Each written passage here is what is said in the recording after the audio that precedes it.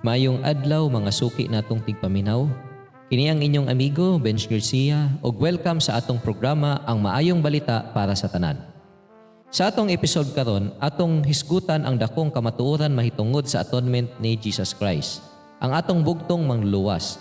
Atong tukion ang iyang papel sa atonement ug ang mga pangutana mahitungod sa panahon ug proseso niini.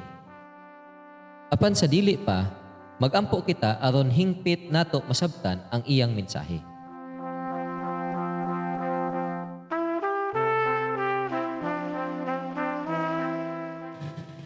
Ginoo, among ginaampo ang nga imong ablihan ang among hunahuna ug kasing-kasing. Karong adlaw, hinaot nga among masabtan ug madawat ang imong kamatuoran nga puno sa grasya ug kaluoy. Amen. Mga higala, unsa man gyud ang papel ni Hesukristo sa atong kaluwasan? Ang atong pagtuo nag-ingon nga si Hesukristo mao ang anak sa walay katapusan nga amahan. Pinaagi kaniya gibuhat sa Dios ang tanang butang. Ug pinaagi kaniya kini nagpadayon. Si Hesukristo nagpakatao isip kaliwat ni Abraham aron maluwas ang atong nahulog nga kaliwat. Sa pagpakatao niya, siya nagpuyo uban sa mga tao. Puno sa grasya o kamatuoran, siya ang atong ehemplo nga gikinahanglan sundon.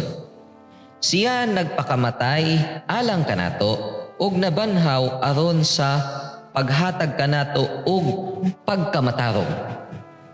Sa iyang pagkabanhaw, misaka siya sa langit aron mahimong atong tinuod nga maghukom og tigpataliwala sa Dios Amahan. Pinaagi sa iyang dugo nga gigula, gisecure niya ang kapasayloan sa mga sala sa tanan nga naghinulsol nga miduol kaniya.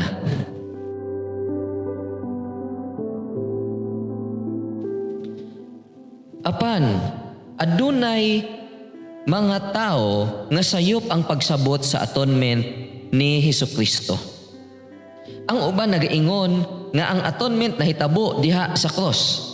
Apan dili kita muuyon niini tungod kay kinisupak sa tipo og simbolo nga makita nato sa Levitical priesthood. Sa Levitical service, ang atonement mahitabo sa katapusan bahin sa tinuig nga serbisyo sa sanktuaryo, dili sa sinugdanan. Atong klaruhon nga dili nato gibasura ang atonement ni Kristo. Ang atong pagtuo nga ang iyang sakripisyo diha sa cross dili mao ang tibuok nga atonement apan usa ka bahin lamang sa proseso. Mga higala ko nga tigpaminaw, tanawan ninyo ang nakasulat diha sa Biblia. Sa Juan 1, versikulo 29, ug unang Pedro 2:24, ug ikaduhang Corinthians 5, verse 14, hantod nga 15. Sa adlaw nga misunod si Juan, nakakita kang Jesus nga nagpadulong kaniya ug miingon, tan-awa ang koldero sa Dios nga nagakuha sa sala sa kalibutan. Juan 1:29. Nga siya sa iyang kaugalingon mao ang nagdala sa atong mga sala sa iyang lawas ibabaw sa kahoy. Aron kita nga nangamatay ngadto sa sala, mabuhi kita ngadto sa pagkamatarong. Tungod sa mga samad niya, nangaayo kamo. Unang Pedro 2:24. Kay ang gugma ni Kristo nagapugos kanamo. Kay nagahukom kami sa ingon niini, nga ang usa namatay alang sa tanan. Busa ang tanan nangamatay ug siya namatay alang sa tanan aron sila nga mga buhi dili na magkinabuhi alang sa ilang kaugalingon, kundili alang ni adtong namatay ug nabanhaw alang kanila. Ikaduhang Korinto 5:14 hangtod 15.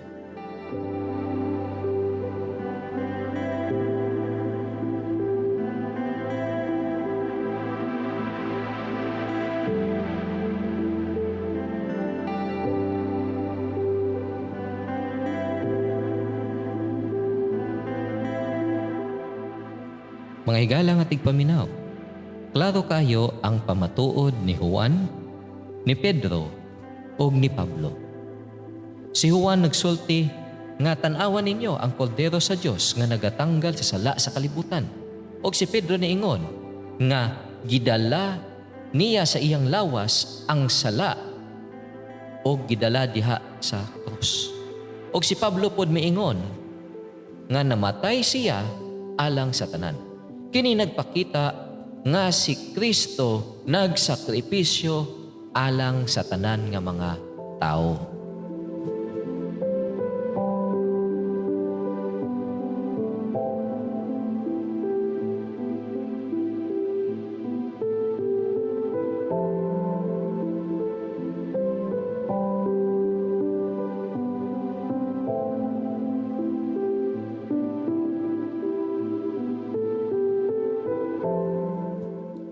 Unsa man gyud ang kahulugan sa gihimo ni Kristo diha sa krus. Kini mao ang paghatag og usa ka divine sacrifice para sa kalibutan. Nga igo aron luwason ang tanan nga midawat niini. Sa iyang pagkamatay sa krus, iyang gihatag ang halad nga igo alang sa tanan. Apan kinahanglan nato nga dawaton kini. Ingon nga mediator, si Kristo nagpadayon sa pagpataliwala sa atong mga sala hangtod sa katapusan sa panahon. Ang iyang sakripisyo sa krus nagsilbi isip pangandam alang sa atonement nga mahitabo sa katapusan nga bahin sa iyang priestly ministry. Mabasa sa Buhat 3:19.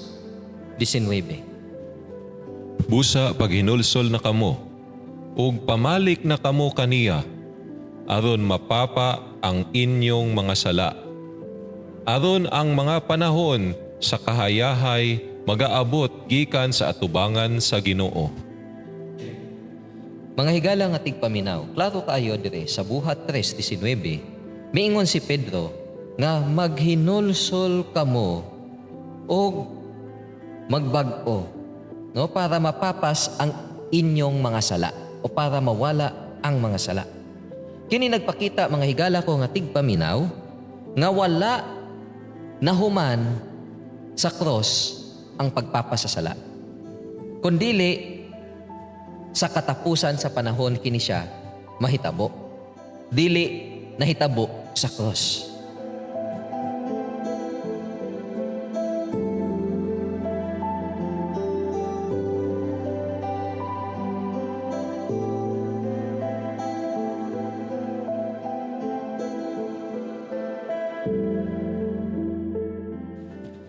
Mga higala nga tigpaminaw, ang pagtuo nga ang atonement na human sa krus nagdala sa duha kadakong sayop. Universalism diin tanan maluwas o predestination diin pipila ra ang maluwas. Apan ang kamatuoran mao nga si Kristo naghalad alang sa tanan. Apan kinahanglan dawaton nato kini nga halad isip nga libre nga moral agent. Atong makita nga ang atonement alang sa tanan nga naghinulsol og nagdawat Kristo isip manluluwas. Kini nagdala nato sa kaluwasan nga dili madali-dali sa universalism o sa predestination. Apan mapadayag sa kaluoy og hustisya sa Ginoo. Mga higala ko nga tigpaminaw, kinahanglan siguro nga ako ning i-elaborate kini nga punto. Muna nga karong adlawa atong tukion ang mga sayop nga doktrina nga nagkinahanglan nga isakto nato. Doktrina nga nagagikan sa sayop nga pagsabot sa atonement ni Kristo. Ug atong klarohon ang tinuod nga buot ipasabot ni ini. Daghan ang mga tao nga nagtuo nga ang atonement na human sa cross. Kini nga pagtuo nagdala sa duha ka dako nga mga sayop. Atong gihisgutan ang universalism o predestination. Una, hisgutan nato ang universalism. Ang universalism mao ang pagtuo nga tungod kay Kristo nagpakamatay alang sa tanan nga mga tao, tanan maluwas na gayud. Kini nga idea supak sa mga kasulatan nga nagaingon nga dili tanan maghinulsol og muduol kang Kristo aron maluwas. Ang pagtuo nga ang atonement na human sa cross nagdala sa impresyon nga ang tanang sala sa kalibutan napasaylo na bisan pa wala nay paghinulsol o pagdawat sa gasa ni Kristo. Apan klaro nga gisulti sa mga kasulatan nga ang kaluwasan gi-offer ni Kristo sa tanan nga mga makadawat lamang ni ini o mudawat lamang ni ini mao ang mga midawat og naghinulsol. Sa Juan 1:29, si Juan Bautista nag-ingon, "Behold the Lamb of God which taketh away the sin of the world." Si Pedro, klaro. Pod nagsulti nga sa unang Pedro 2:24 nga siya iyang gidala sa iyang lawas ang tanan, no, ang sala, no? Iyang gidala sa iyang lawas diha sa cross. Og si Pablo miingon sa ikaduhang Korinto 5 versikulo 14 hantod 15 nga si Ginoong Hesukristo namatay para sa tanan. Busa makita nato mga higala nga tigpaminaw nga ang sakripisyo ni Kristo igo alang sa tanan nga tao apan kinahanglan nato kini dawaton aron kita maluwas. Ang universalism dili makasiguro sa kaluwasan sa tanang tungod kay kini nagatawag o nagawagtang sa responsibilidad sa matag usa nga maghinulsol o magdawat sa grasya sa Dios. Ikaduha, atong hisgutan ang predestination. Kini nga doktrina nagtuo nga pipila lamang ka mga tao ang gipili sa Dios nga maluwas og ang uban wala. Kini nagpasabot nga ang buhat ni Kristo sa cross alang lamang sa pipila nga mga tao. Dili sa tanan or dili alang sa tanan. Ang doktrina sa predestination naghatag og impresyon nga ang Dios nagpili og pipila nga maluwas og ang uban nga mga gitawag nato nga gidestino nga mapukan o mahanaw lamang. Mga higala nga tigpaminaw, apan ang atong pagtuo nag-ingon nga si Kristo nagpakamatay alang sa tanan. Og ang tanan nga muduol kaniya og mangayo og kapasayloan makadawat sa kaluwasan. Sa buhat 3:19, si Pedro miingon, maghinulsol kamo og magbag-o or magbalik Kay aron ang inyong mga sala mapapas o mawala pag-irison.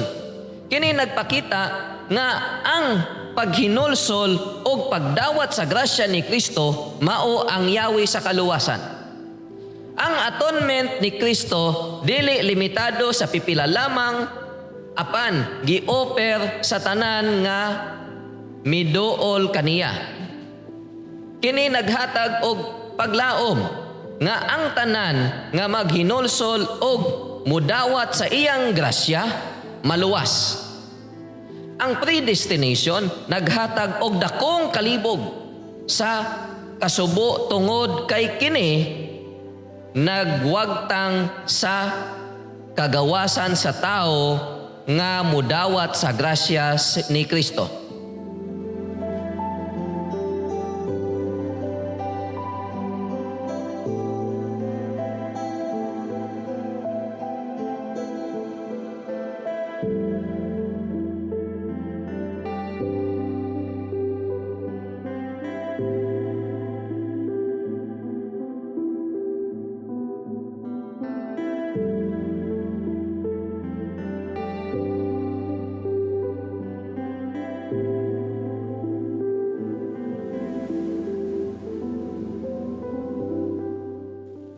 Sa pagkaklaro ni ini, atong makita nga ang sakripisyo ni Kristo sa cross naghatag og divine sacrifice nga igo alang sa tanan. Apan ang atonement dili kompleto hangtod nga si Kristo matapos sa iyang buluhaton isip atong maghuhukom sa langit. Sa katapusan nga bahin sa iyang priestly ministry, iyang irison ang mga sala sa tanan nga naghinulsol og nagdawat kaniya isip ilang manluluwas. Kini nga pagsabot nagdala kanato og klaro nga dalan padulong sa kaluwasan nga wala magdala o nagdala ni aning universalism o predestination. Ang tanan nga maghinulsol o mudawat sa grasya ni Kristo makadawat sa kapasayloan o kaluwasan atong sabton nga ang kaluwasan gihalad alang sa tanan. Og kini nga kamatuoran nga maghatag og paglaom og kasiguruhan kanato busa mga higala. Magmatngon kita sa atong pagtuo o pagsabot sa atonement ni Kristo. Hinaot nga kita magpadayon sa paghinulsol o pagdawat kaniya isip atong manluluwas o magpadayon kita sa pag-alagad o pagtuo hangtod buhi pa kita. Mutuo ta sa atong buhi nga Dios, kini nga kamatuoran ang maghatag kanato og kalinaw og kasiguruhan nga kita luwas diha sa iyang gingharian.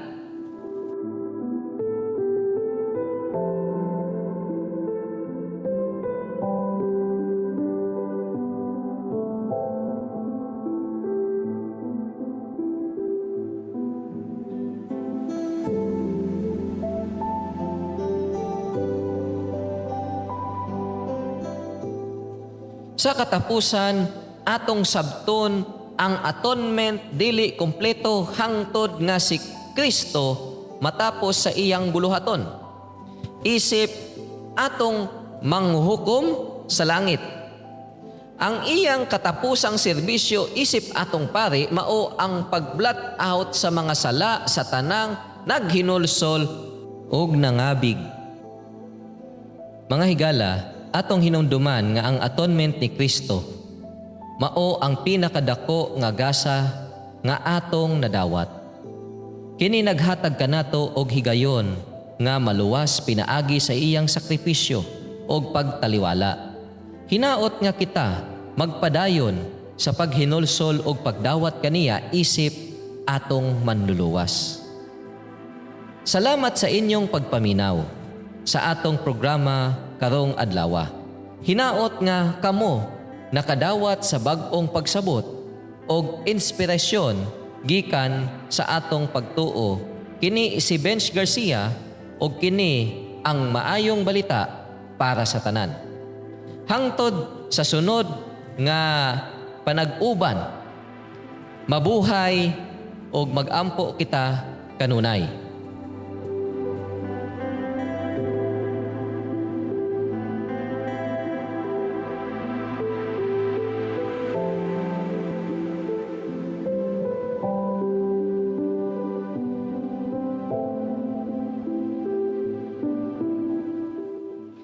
Ayog kalimot mga higala, ang kamatuoran mahitungod sa atonement ni Kristo ang atong giya padulong sa kaluwasan.